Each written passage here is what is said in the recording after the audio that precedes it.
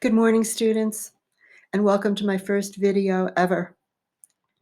As we turn our attention to milkweed, I thought I would begin with some essential questions and leave you with some things to think about.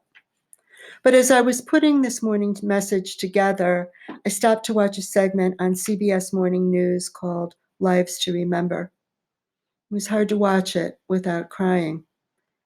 Anthony Mason, journalist and co-anchor, presented a collage of these incredible people who recently died from the coronavirus. And a tearful Gail King, another co-anchor, said, "We must always remember. Truer words were never said." A couple of years ago, when I was visiting the Holocaust Museum, I purchased this stone.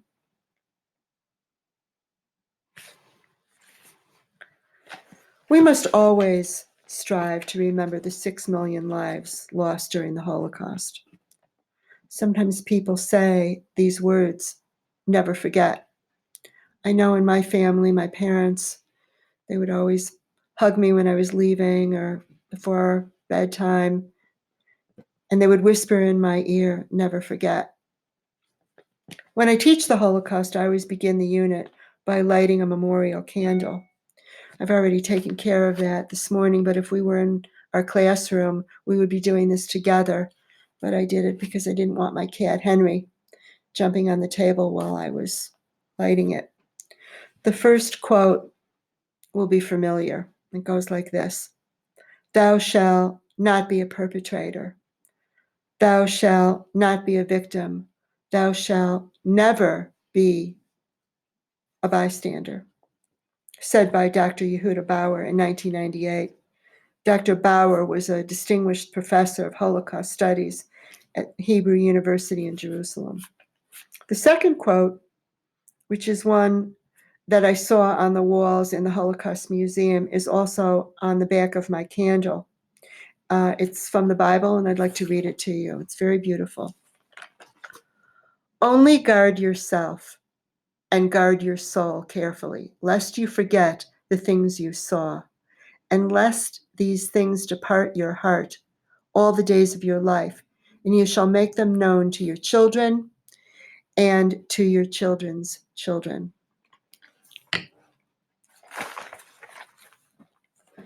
I'd like to begin with a very brief introduction to milkweed.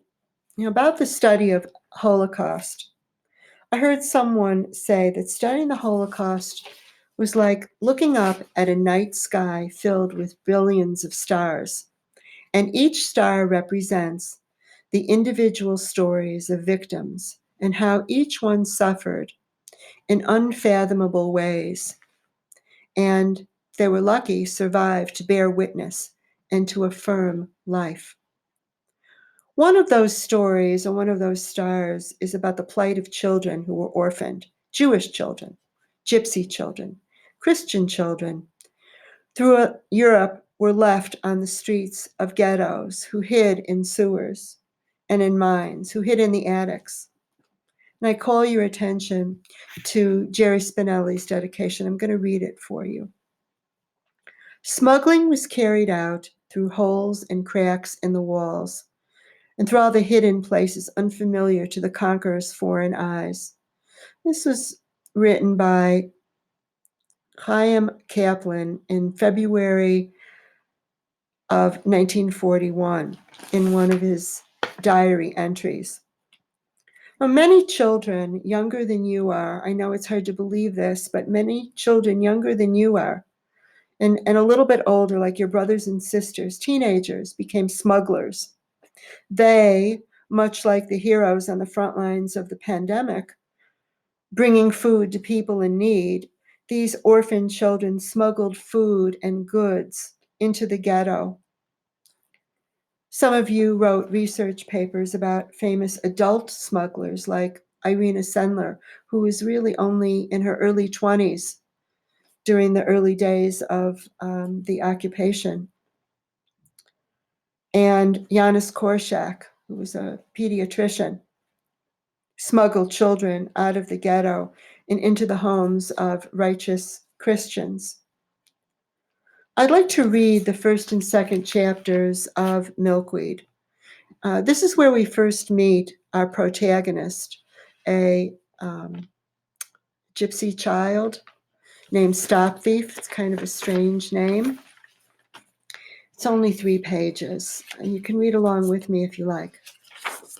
Chapter 1, Memory. I'm running. That's the first thing I remember, running. I carry something, my arm curled around it, hugging it to my chest. Bread, of course. Someone is chasing me. Stop! Thief! I run.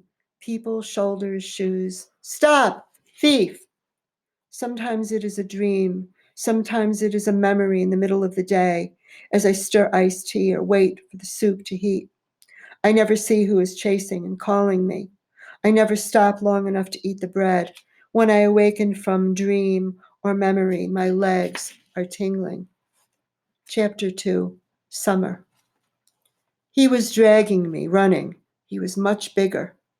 My feet skimmed over the ground. Sirens were screaming. His hair was red. We flew through streets and alleyways. There were thumping noises like distant thunder. The people we bounced off didn't seem to notice us. The sirens were screaming like babies. At last, we plunged into a dark hole. You're lucky, he said. Soon it won't be ladies chasing you. It will be jackboots. Jackboots? I said. You'll see. I wondered who the jackboots were. Were unfooted boots running along the streets? Okay, he said. Hand it over. Hand what over? I said. He reached into my shirt and pulled out the loaf of bread. He broke it in half. He shoved one half at me and began to eat the other. You're lucky I didn't kill you, he said.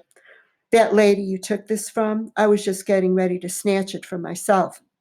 I'm lucky, I said.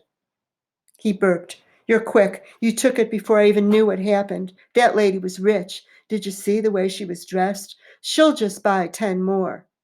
I ate my bread. More thumping sounds in the distance. What is that? I asked him. Jackboot artillery, he said. What's artillery? Big guns, boom, boom. They're shelling the city. He stared at me. Who are you? I didn't understand the question. I'm Yuri, he said. What's your name? I gave him my name, Stop Thief. Okay, so you might be thinking, that's a very strange name, Stop Thief.